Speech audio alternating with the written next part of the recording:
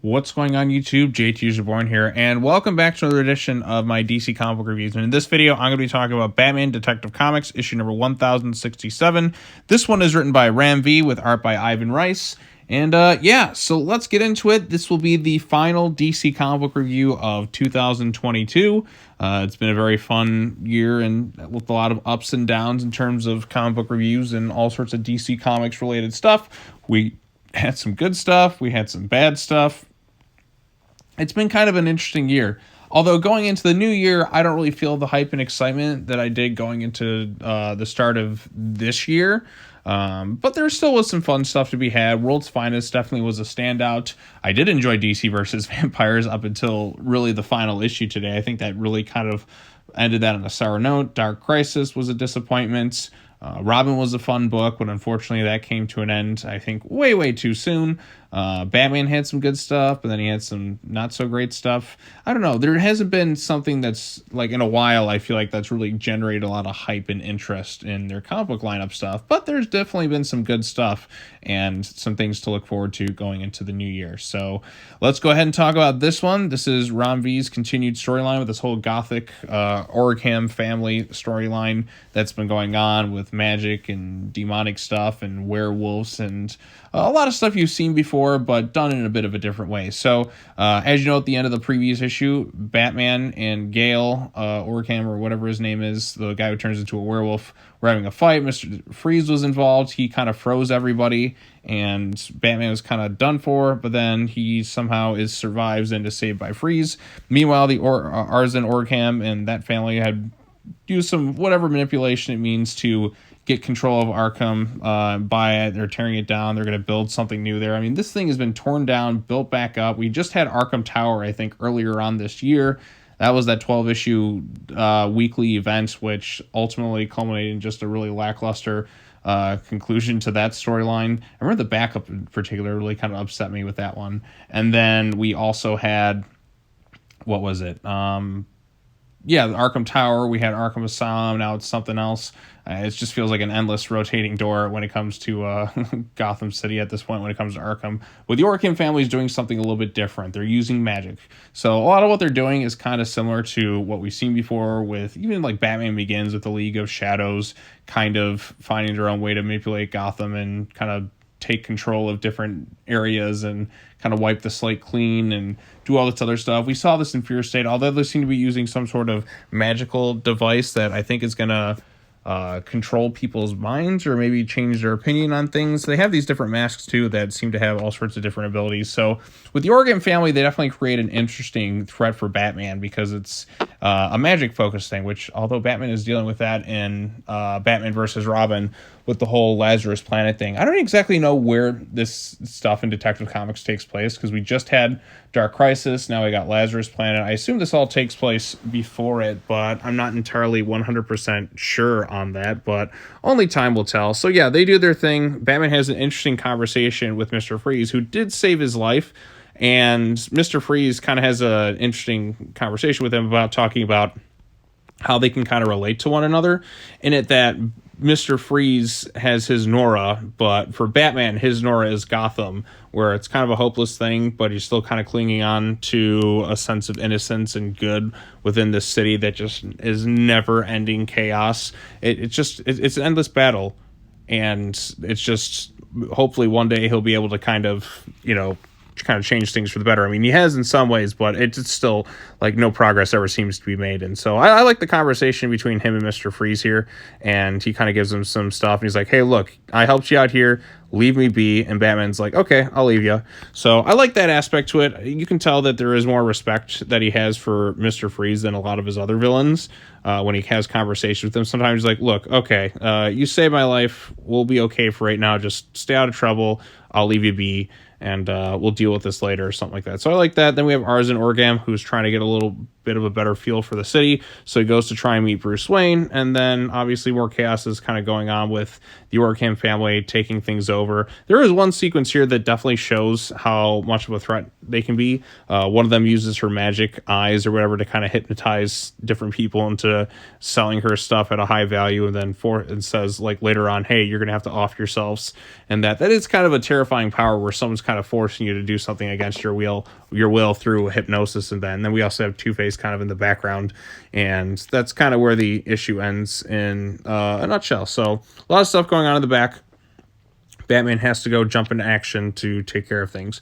And then in the backup storyline, I still don't get why we need all these backups, but at least this one really ties into the main storyline that's going on here. As you know, Gale had tried to do something to kind of control Two-Face, but because he has two personalities within him, he's able to kind of work around it, if that makes sense. It's interesting to see Harvey and Two-Face have conversations internally with one another, them both kind of fighting a little bit for control, but also having a bit of kind of one moment where you kind of realize, look, at times I may need you, but I don't need you all the time. So I thought there was some interesting stuff with that particular storyline, and it kind of ends on a bit of a ambiguous note, seeing where things will go from here. So yeah, that's basically the issue in a nutshell, summarizing everything that kind of happens. A lot of it is kind of the stuff I've seen before, just new villains come to town. They do the same thing other villains have kind of done, although they're using a bit more of a magical approach and stuff like that, really trying to cover all their bases. I'm not sure what the end goal of the story is ultimately going to be, or how it's going to really reach to its conclusion, or like I don't know how long it's going to really go on for, because some arcs take a couple issues and other ones take a really long time. Case in point, Tom Taylor's Nightwing run with the Heartless storyline, which is still going on, but this one is moving at a decent enough pace. I like the gothic operatic feel that it has going for it, and plus you get werewolves involved, which isn't always the best when it comes to Batman. Even like Batman in the animated series, like the worst episode was the one where they had that werewolf thing. But I kind of like the supernatural elements kind of being integrated into some like detective aspects and this whole gothic opera feel that they have going on with the story right now. Is it the most exciting thing I'm reading at DC Comics right now? Is it more exciting than Chip Zdarsky's Batman run? I don't know. I feel like this one I could take a little bit more seriously, because with the Zdarsky run, you had that ridiculous thing where Batman somehow survived falling from the moon, which is just... It's so out there that I kind of respected it, but at the same time, it's also one of the dumbest things I've read in a Batman comic in a while.